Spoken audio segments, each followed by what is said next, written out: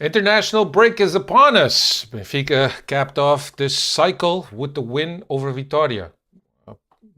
You could say that the result was better than the exhibition. That and much more in another night, another podcast. Hasta que no estás aquí dentro no sabes la grandeza de este equipo. Quero o Benfica intimidar o adversário. Quero o manto sagrado entrar com vocês em qualquer estado e assustá-los, pá! É isso que eu quero!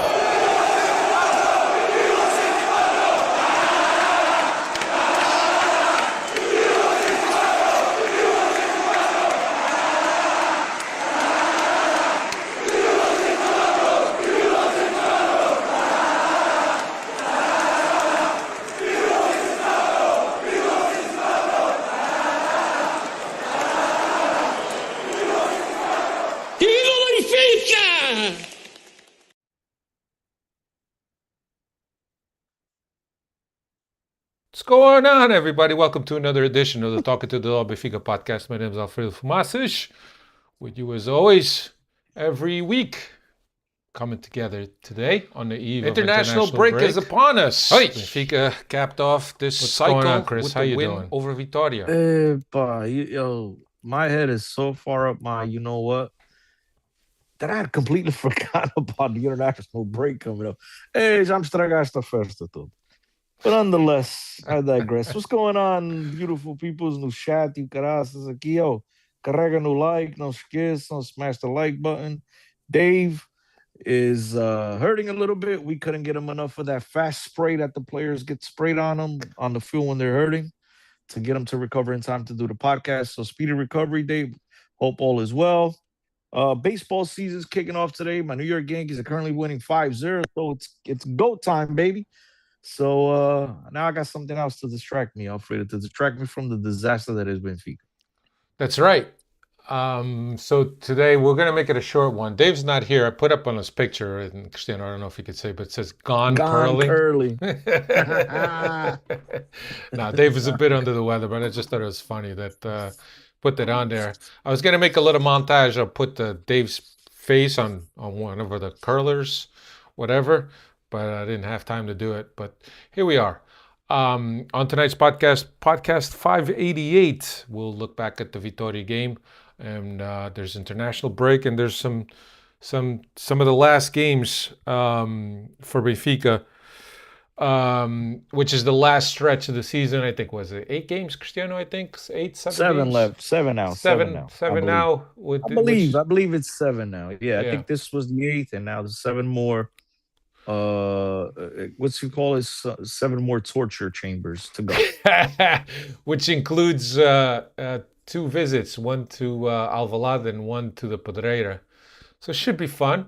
Yep. In Benfica's quest to get to the second place. I think first place. I think that's it's a little bit out of reach by now. I think. But you know a lot of Benfiquistas. A esperança é a última coisa a morrer. Já sei. You know, a lot of Benfiquistas dreamt for a little bit on Sunday. They dreamt for a little bit that here we are, and then Braga absolutely had to shit the bed right after. But for a little bit, Benfiquistas starting to do math in their head, and if you're not admitting that, you're a liar. Because I sure as hell started to do math in my head, and then they turned things around. I said, "Yep, that's what you get for doing math in your head." That wasn't even a penalty for Braga, to be honest with you. I mean, there was worse in that game. Yeah, you're right about that. But here we are. Let's get into this Vitoria game, because we're looking to be in and out of this podcast. Trubin was in goal. Ba, Araújo, Barrenetxe, and Dal across the back. Rios and Barreiro.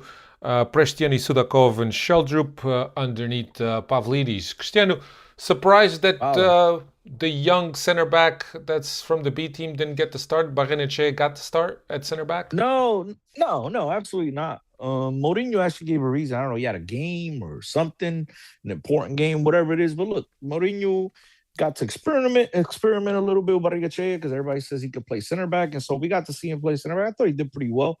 And at the end of the day, Mourinho has an obligation to give his first team players minutes over promoting kids right now for no reason when you need to get these guys and see what you could get out of these guys, especially in these important positions with Yeah. down the stretch. So yeah, absolutely no problem for me. Yeah, and a lot of the question was, Rios had played center back, a little bit of the center back the game prior, but Barrenechea made more sense, understanding that the young center back wasn't available because Barrenechea is more of a positional guy. He may not have the speed as we know, but is more of a positional guy. So if Benfica could defend well in position and cover, then Barrenechea was always going to be my choice or the logical choice instead of Yeah, Rio. So if you recall, Alfredo, before kickoff, right, the breaking news: Rio's at center back, and I was like, "What?" That was news to me. And so, well, right as the game was kicking off, they're like, "No, correction." I forget whoever it was on the play. Oh, correction, but it's Barrenechea at center. I was like, "Okay, that makes a lot more sense." the Than Rio's playing at center back. the thing with the and I hate that they do this, right? The thing with Benfica is that they can never list the starting 11 in positional order, right? So Trubin, Tedic, Otamendi, Araújo, Dal, like in order. They have to put it in numerical order, and then in cases like this, you left wonder, wait. Is Rios going to play center back? Is Barrenechea going to play center back? Is anybody else going to play center back? It's like, I hate that they do that. Why can't you just list the lineup in order of position? Goalie all the way to forward Well, instead because of I listen, numerical. I agree with you, right? I'm actually one of those that I miss the old school ways, right? Number two plays right back, three left Yeah. back, four, five. I miss that, right? I don't like this whole, guys with 78s and 93s. I actually like La Liga. I think La Liga has a rule in place where first team players have to wear the 1 through 26, right? And then obviously if you get kids from the B team, they're gonna have higher numbers. Right. But if they're first team guys, the first 26 registered is 1 through 26. If I'm not mistaken. I know it used to be like that. If they changed it, my apologies. But I'm pretty sure I think it's still like that. So I kind of tend to lean that way, right? But to answer your comment or your question more directly, I think the reason why they don't do that, Alfred, is I think because they themselves are confused. And they can't think, just like it happened this week. They can't predict that it was but in the chair center back because Mourinho just puts out the lineup. Mourinho's not going to go out of his way to go be like, oh, yeah, by the way, guys, this is what we're doing. And so I think that's why they don't do it because you can't, they themselves cannot predict. That's a good I mean, shout. obviously at I'll the take beginning of it. the game, they were predicting Rios. That's So a that that's a goes to good show you what they do. yeah. That's a good Yeah. shout. I like that. I like the fact that keep everybody guessing, including the fans. No, but Everybody. I don't think it's a guessing thing. I just don't think Mourinho's going to go out of his way to tell the play by play, right, where guys are playing. Look, this is our lineup, and we'll figure it out then. You know what I mean? Yeah. I think it's more like that than Mourinho having to go, out of his way and inconvenience. Like, oh yeah, guys, like Mourinho doesn't give a shit. Look, this is my lineup. You figure it out on the field when they line up. You'll figure out where everyone goes. So I think So it's more like that, my yeah, friend. so Vitoria hasn't won a game away from the Dom Afonso Henriques in 2026, so they're struggling quite a bit. If you guys recall, they had won the League Cup with this coach was supposed to be a great coach, and then a few weeks later they ended up sacking him. Also, a couple other things to mention: Mourinho, despite his suspension because of Providência Cautelar or I guess some kind of injunction that Benfica put, he was allowed on a bench. The other thing that I want to mention is the tribute to Silvino, Silvino Louro, who was Yes. a goalkeeper for Benfica, and I know that there's a lot of young kids in our audience, but Silvino was the dude in goal when Stadio Luge was in the hundreds, hundred He thousands was he was of well. people. He wasn't just Some him, of the big Alfredo. big games, dude. But it wasn't just him, Alfred, because Bento was in those games too. But I guess the best thing Yep, you can but say is he's the guy Marseille, that directly he replaced Bento, and he yeah, started two Champions League finals, PSV and Milan, team yep, captain in the Milan against Milan in the Champions League final. This is one of my first heroes. He's my family's friends with him. With his whole family and whatnot. He's from Stubble, like my dad was. My dad and his wife's family worked together. him and my uncle are best friend, whatever the story is. So he was one of my first heroes. Obviously, my first guys were Nene, Shalana, Humberto Coelhos of this world, Carlos Manuel, Diamantino, and Bento. But then right after that, early those mid 80s teams, that's when Silvino, I should say, came up and he started becoming, the starting goalkeeper, national team and whatnot. So due to the fact, the close family ties and stuff like that, he became one of my first heroes at Benfica. Obviously, I never had any intention of playing goalkeeper, but I have fond memories of Silvino, and it sucks. I had planned to I actually spoke to him to do an interview, a sit down with him, but because of the stuff I'm dealing with, I said, look, we're gonna have to push that back for a little while. But he was obviously game. He said, Cristiano, whatever you need, whenever you want to sit down and talk, I'm more than happy to do any question, any interview with you. So it sucks that he passed, 67 years old or 67 years young, not that old. And it sucks that he and his family, had to go through this. And so, Yeah. RIP to him, RIP to all the Benfiquistas that obviously have him, that, Yeah. fond memories of the guy. So my Yeah. condolences go out to his family. Yeah. Our condolences. Yeah. And it was, it was emotionally, Jose Mourinho was very touched because Silvino was part of his technical staff for a very long time. Followed him to a couple clubs, a few clubs, if I'm not He went to mistaken. Manchester United, Chelsea, Real Madrid, Inter. So that's more than a couple, Yeah, for and sure. I think they raised a lot of trophies together. Those two. So obviously fond memories, guys from the same town. Yep. Um, Nosso Setúbal lindo. and it was just it was great to see. Well, not great to see, but certainly the emotions in Jose Mourinho in a moment like that. And I don't understand why people need to clap. Just a moment of silence is a moment of silence. I mean, I just clap at the end, dude. I don't understand. I think it's supposed to be a solemn moment where people respect the memory of somebody like that. And I think that clapping is great, but silence, it takes a lot more to be silent. Well, I don't know about that in Stylus these days. It takes a lot more to be silent during a minute and tribute to somebody than to clap. So I never understood I never understood why they do clap, because what's so hard? I mean, the instruction I think is pretty simple, right? It's self-explanatory. Moment of silence. moment I of don't I don't silence. think they understand. I don't And think they know what that means, I they guess. do that, and I've seen it done at the Dragão. I've seen it done at the Dragão for somebody that they lost not too long ago, Where if they I'm not they mistaken. clapped or No, silence? complete silence. Could hear a Oh, okay. pin drop in that stadium. I might have been Pinto Costa, because I mean that's I their don't know if hero. it's Pinto Maybe. Costa. I think maybe Was it the head of a referee from like the 80s or 90s? Maybe. Calabot.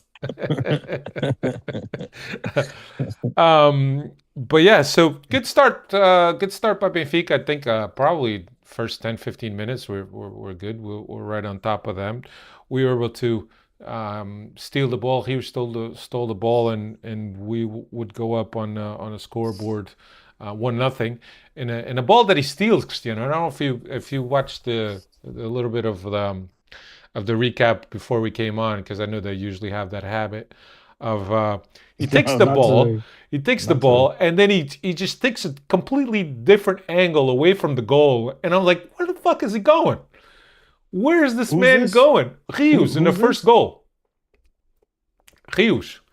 I don't know if you Yeah. just throw it up there, and he just like goes on an angle to the right of the goal. And I was like, where's this guy going? He's completely losing all of his angle to get a shot He knew what off. he was doing. He knew And what he was then doing. he turns it back and he just pokes it to Prestiani. Prestiani was there. He was able to put it away. So it Oh, turned I out good. remember the play. I remember the play. But Yeah. he's like, where is he going, dude? But it was You, just you gotta you gotta trust the man. He knew what he was doing. he knew what he was doing, I guess. So, and then after that, it's just Benfica just lowered their lines and lowered their intensity and just gave the initiative to Vitoria. And I mean, they finished the half with, I think, I want to say 58% of possession, and they also finished the game with more possession than Benfica. And again, Um, just Benfica giving up control in their stadium to a team that, despite having their struggles, Benfica should be controlling the game by keeping the ball, keeping possession, creating chances. But the story of this game was really Benfica's efficiency. 1-0 into the locker room, came out of the locker room. Cristiano, stop me if I miss any details that you want to bring up. Came out of the locker room again, and Truman made a couple saves. There was one save off a deflection that he that he saved with his leg in the with his 51st foot. minute. Yeah, Yeah, with his foot. and then another turnover by Rios, and this time that he found Pavlidis, which got back on the scoring sheet, and it's been a bit since he had scored, so I think it's good that he scored, and I think that's maybe Mourinho trying to manage his people, his players. I think that the struggle that Pavlidis has been having, there was a lot of people saying, oh, maybe Ivanovic should be getting more time. Cristiano mentioned, where's Anizio? Why is Anizio playing? So a lot of people clamoring. So yeah, maybe he needs a little bit. Maybe he needs a breather. Maybe he needs some time on the bench just to reset, mentally reset, and physically reset. And I think Yeah, that Jose Mourinho has probably said, "No, if I take him out now, I'll destroy whatever little bit of confidence that he still has. So we'll keep him on until he gets one." It's like, and I guess you can make a comparison to like a baseball slump, right? Cristiano, you're more versed in that. hmm yeah. You just got to keep swinging through it. That's it. Yeah, But again, you could tell it was a player that lost his confidence. We don't know, as we talked about last week. We don't know if it's fatigue or whatnot. But look, you finally came through. If he couldn't put that one away, that nice easy pass from Rios, who's finally coming on in the last couple of games. As I've always told you, I think there's a player there. I don't think he's being used properly. But I do still think there's a player in Rios. He hopped on that ball, set him up, and Benfica's on its way. But you thought Benfica's on its way right from the beginning of the game. I mean, Benfica came out well, they played well. And then all of a sudden, it was just like, okay, we got the lead, like you have the ball, and they yeah, never put the team away. I don't no, know for what reason. I don't understand what this team. It's a mental thing. I don't get it. But we have trouble putting the team away. And if you look at all three goals, right? The first one, I mean, I guess you call that one, right? A nice play. I don't know if you want to call it. Looked like a broken play, as you said. Rios just kept yeah, going out wide, then turns around, passes it back to Prestiani. One times it through the guy's legs, and then the goal. Then the second one was a turnover. Rios, boom, just set up, what's his name? Pavlidis once again. And then the third one was a deflection. So it's like all three goals came from broken plays. None of it was jugadas bonitas like we like to see. None of it was constructed. Nothing. It just seemed like a game that, yeah, and we often say on here, it's a calendar filler. Let's just do what we got to do. Let's get it over with. It was a nice play from Rafa, who shot it straight at the goalie. There was another nice play, which I think is the nicest play I've seen all year, from Ivanovic on a 1-2 with Luke Bacchio, and he passes it back, crosses back to Luke Bacchio, who completely shanks it wide. That would have been one of them nice team goals that I was just mm-hmm, talking about that we mm-hmm, did not score. But yep, besides from that, I thought we gave them too much of the ball. Like it seems like this season in particular, if we go back to last August, it seems like regardless of the competition, whether it's good or bad, weak or strong, every time these guys come on our goal, it's like it's half a goal. I don't understand. They just come to our box or whatever it is, and get an easy access at our goal. And I yeah. don't know if it's team defense. I don't know what it is. I don't know if it's Mourinho that has to get these guys waking up, but it's nuevo. I mean, but now I guess kind of late to fix it, right? Yeah. I guess. So unlike other games, the story was really efficiency, right? We were able to, the little chances that we created, or the turnovers that we were able to create up high, we were able to put away because there wasn't much else going on. It's Yeah, just like Carlos with the lack of dangerous set piece finishers. Is it's that annoying. Carlos? Before you can finish, you first got to get the ball there. And I just think Benfica's set pieces this year have gone backwards. I mean, Yeah. none of these guys could take a good set piece. And as I mentioned on the last podcast, if you guys recall, I said Dahl, when he first came to Benfica on loan from Roma, he was taking all the corner kicks and set pieces. And I'm not talking about the set piece outside the box, but at least the crossing, the ones that you could tell it's a cross into the box. And this year, the service has just been low. It's been subpar. I've often mentioned here that we could barely beat the first guy on a corner kick, right? When it's just I just think it's been all around from set pieces to defending to whatnot. It just not been positive. It's just been all just lackadaisical Yeah. for lack of a better word. So Yeah, no, it hasn't been good, and like we were talking about last week about the amount of corners that Benfica had in that game, and we put one away out of 17 or 22, whatever they were. yeah, we had Um, like 15 in the first half. yeah, Yeah, it was terrible. And then that one that we scored, it was everybody chased Araujo and left Rios alone. Like, yeah, oh shit, even he could have missed that one. yeah. Diogo says, have we even scored on a free kick this year? Yeah, I don't Oof. know. Maybe one, maybe Off the Dahl top in the of my beginning of the head, season. off the top of my head. I don't know. Dave's the stats guy is not here to look that up. But I can't remember, Chris. Off a corner, I think we scored maybe a couple, but like a direct free kick, Yeah, I mean, Di Maria's gone, right? and even he was shanking them a whole lot Yeah, second half of the year last year. yeah. Yeah, he says Carlos, every single one of them goes into the wall or the moon. Yeah, I yeah, agree. yeah, I mean, yeah. Especially when the yeah. Rios takes them. I've seen some horrible, horrible free kicks from Rios Rios. is not into the wall. Rios is straight into the no name boy. Straight into the corner flag. I've seen one of those. Yes, plenty of those. But But yeah, hey, we're definitely missing a specialist. you gotta keep shooting them. A Yeah. specialist wasn't Luke Bacchio a specialist? There's so many specialists on this team that none of them Yeah, could get on the same page. I guess. we haven't had a specialist since Alex Grimaldo. Sudakov's supposed to be a Supposed to specialist. be a specialist. He hasn't shown Yeah, anything supposed. special lately. Yeah, special, all right. Yeah. Yeah. I mean, what's his name? Cabral. Remember, he came in very first game. He started taking free kicks right outside the box. Oh yeah, I I just, remember that. yeah. We've I just, thought he was a we were, specialist. yeah, we were from Luka Bacchio to Sudakov to Rios to who else did I just mention? I mean, you can name, bro. There's been like 10 guys. Sheldrup. E nenhum deles acerta caralho. Yeah. Yeah. Substitutions. Rafa came in. Sidney Cabral came in just when we thought he was Yes, completely out. finally. Made an All I had to do was appearance. mention him. I mentioned him on the podcast last week that he was in some gym in Amadora, and I guess they're listening at Benfica over at Benfica headquarters. So yeah, I mean, we know there's a lot of people listening. So He finally credit got Benfica. he got taken out of timeout finally. Yeah, Whatever that was. after like I don't even 2 months. I don't know what the hell it was. It was like 6 games. It's the first time he appeared. Yeah, I then don't. Luka Bacchio Ivanovic came in the 82nd. Manu came in for Barreiro in the 85th. Just rotating.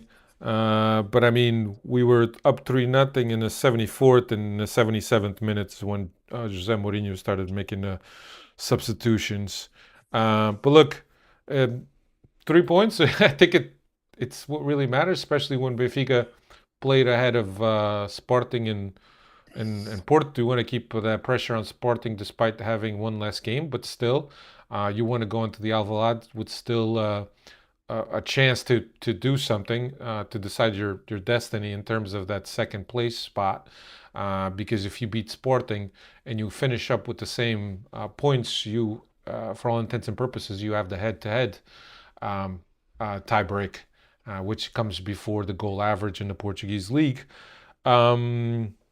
But yeah, not a very pretty performance by Benfica, but efficient no less. I mean, if you look at the scoreboard, you think, oh, it was a dominating victory by Benfica, but Not at all.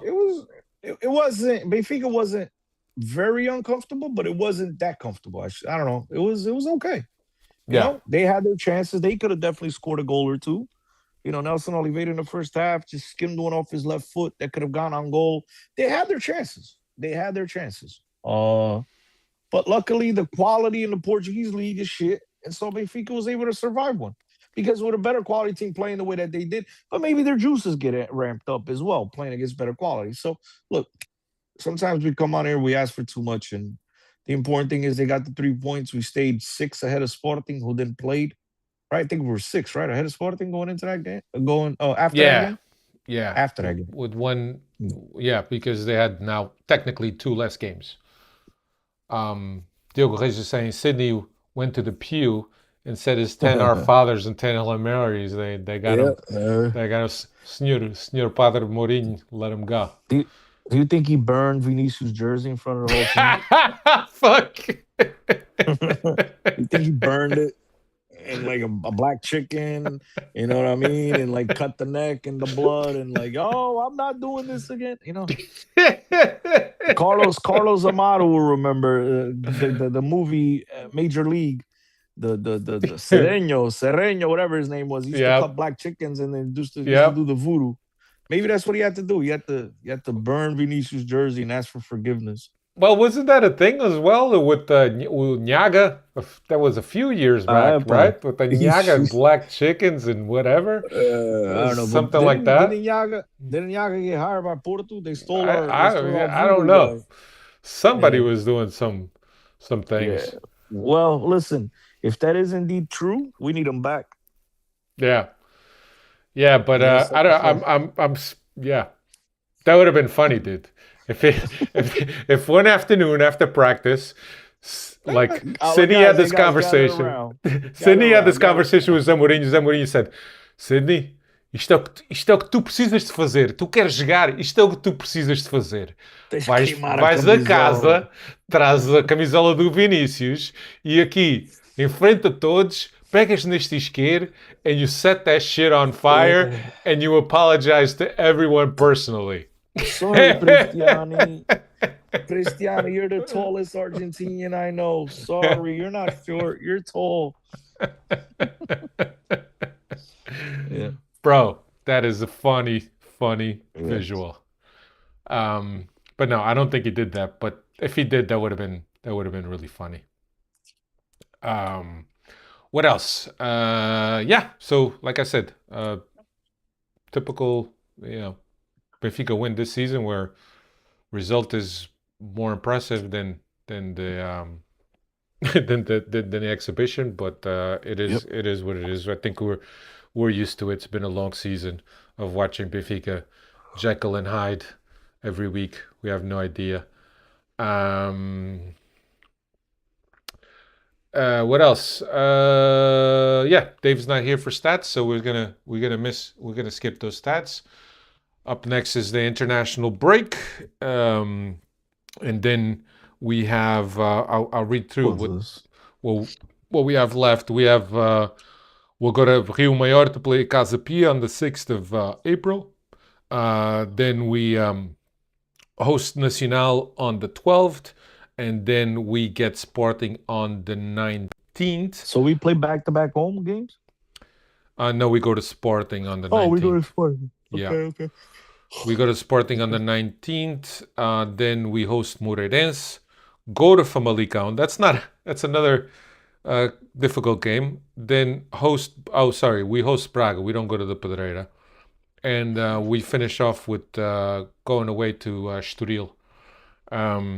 So yeah, I think that out of the three, Porto had the easiest schedule than Benfica. But yeah, I mean, the second place is still within grasp. I don't know about first place though.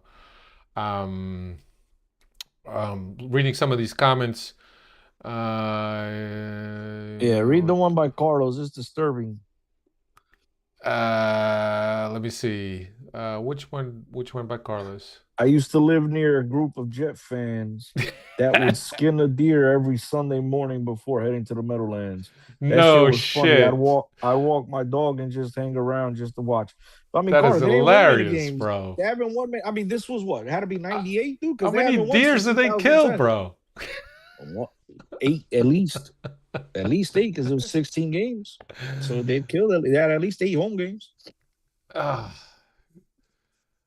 Dude, that is rough, dude. That is funny.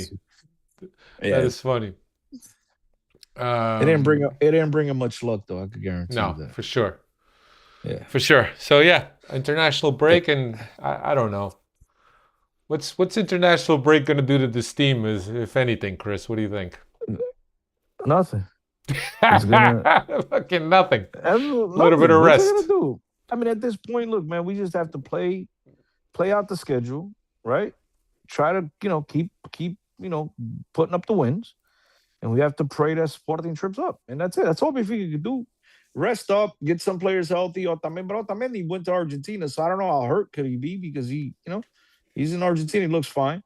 Yeah, Um, but he'll up some of the guys. I think at some point, I'd like to see Manu play a little bit before the end of the season. I would too. Yeah, I'd like to see him play because you need to know what you have there. Yeah, you need to start preparing for next season. Yeah, absolutely. You need to see who you can count on. I think the reason why he doesn't play Manu is I think he's Manu is too much like Barrenechea.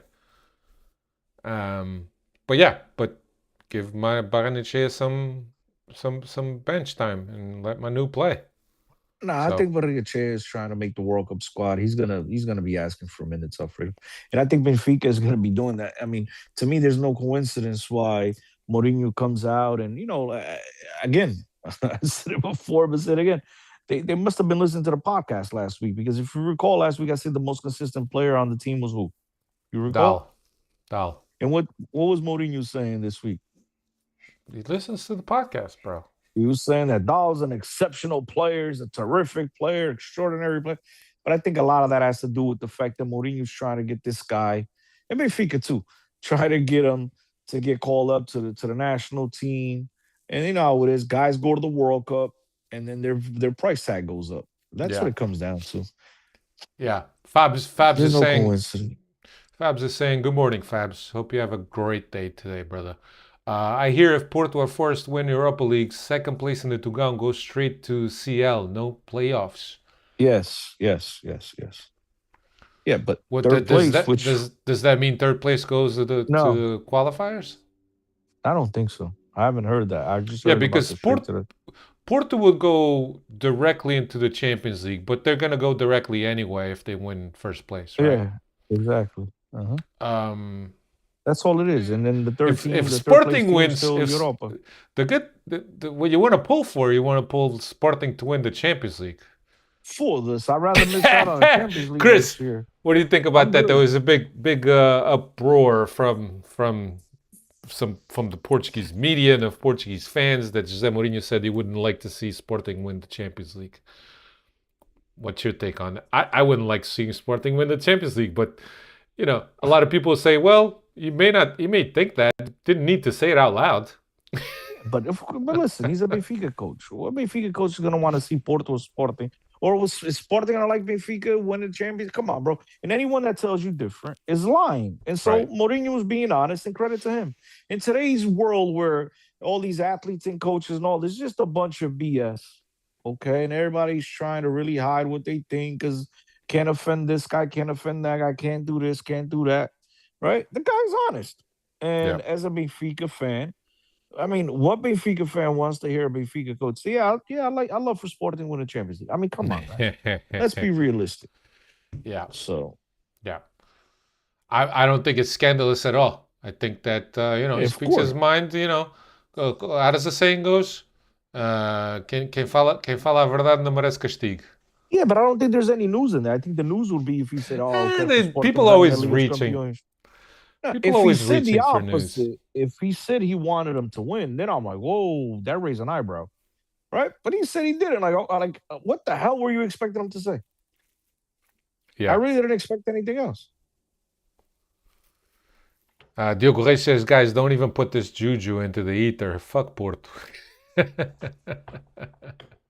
Yeah, exactly. Don't speak it into existence. Yeah. He says I'd rather miss out next year. Fuck off. Can't handle Porto friends all year saying we're Agreed. only in it because of them. Yeah, no, I would. Agreed. That would be terrible, bro. That's bad. That's worse than having to listen to them every now and again saying that we beat you 5-0. Yeah. Yeah, no, that Whatever. they give us that Jmolinha. Anyway,